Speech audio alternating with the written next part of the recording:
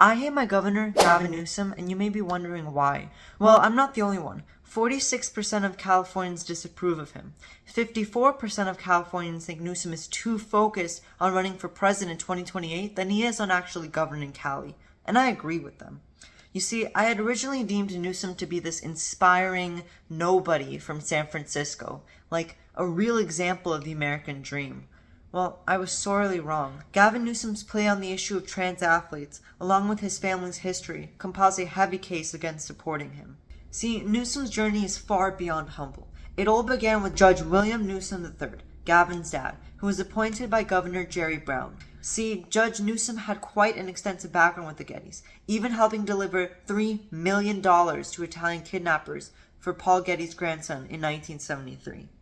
Afterwards, in his time serving as a judge, he used his influence to change state law to allow Gordon Getty to get his share of a multi-heir trust fund. After retiring, he worked for that said trust fund until he died. Essentially, and this is in his own words, I make my living working for the Gettys. Now let's move on. Gavin Newsom's businesses under Plumpjack were co-owned and co-funded by Gordon Getty, who, as you know, got his wealth from Judge Newsom.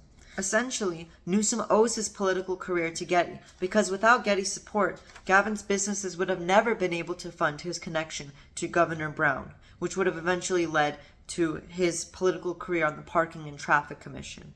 In a way, he wouldn't be governor if it hadn't been for the Gettys. And is this really the type of pressure we want on our elected officials? Definitely not. And this isn't Newsom's only encounter with billionaires.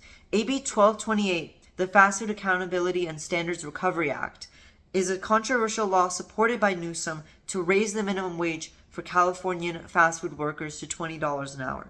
The FAST Act, as it became known, applies to all fast food restaurants, including fast food casual corporations like Chipotle and Panera Bread.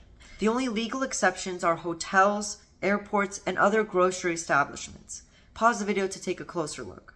In addition, restaurants that produce bread from scratch and on-site are also exempt, along with some other requirements shown below. But why does this exception exist? Let's ask billionaire Greg Flynn, who's donated over $150,000 to Newsom's funds. And why? Well, he has a connection to the FAST Act. He owns dozens of Panera Bread locations across California. Now, Newsom defended this controversial exception as the quote-unquote sausage making of politics. But does that really defend what he's doing? No. As California lawmaker James Gallagher put it, is all it takes $150,000 to Newsom's funds to make someone above the law. And the only reason billionaire Greg Flynn didn't get away with it is because not every Panera Bread location produces its own dough from scratch on site, as defined in the law. But when Newsom isn't busy with the apparent sausage making of politics, he's testing out new positions on issues and leaving a wake of instability for Californians, notably on the topic of trans athletes. For background, Newsom appointed the first openly transgender judge, Andy Madrick, to the Superior Court of Sacramento County back in 2022. He also signed AB 1955, which prevents schools from disclosing a student's sexual orientation and gender identity to their guardians. Yet as of late, Newsom has transformed himself into this outspoken critic of trans athletes, notably after his discussion with conservative Charlie Kirk on his podcast, This is Gavin Newsom. Just hear what he had to say about trans athletes playing women's sports. I think it's an issue of fairness. I completely agree with you on that. So that's easy to call out, the unfairness of that. You heard it. Newsom has stated his position. He could have used his influence for a recent committee hearing on trans athletes on May 13th, 2025. But alas, he abstained from the topic after the interview. And look, I'm not here to debate the topic of trans athletes.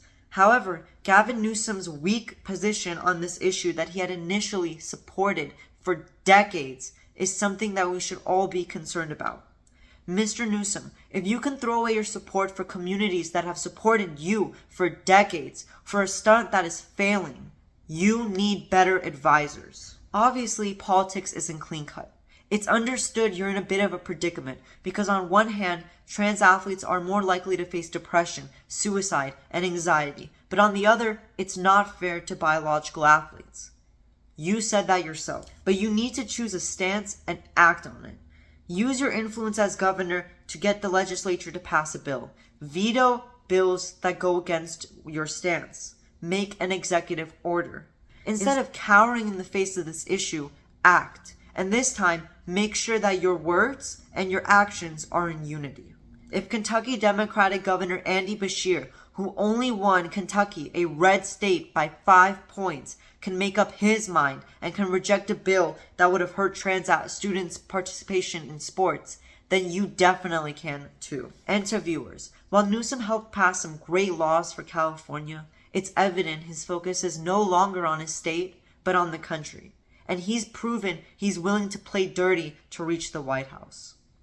Please share this video so we can reach more individuals, and consider coming back to this video in the 2026 to 2027 Democratic primary.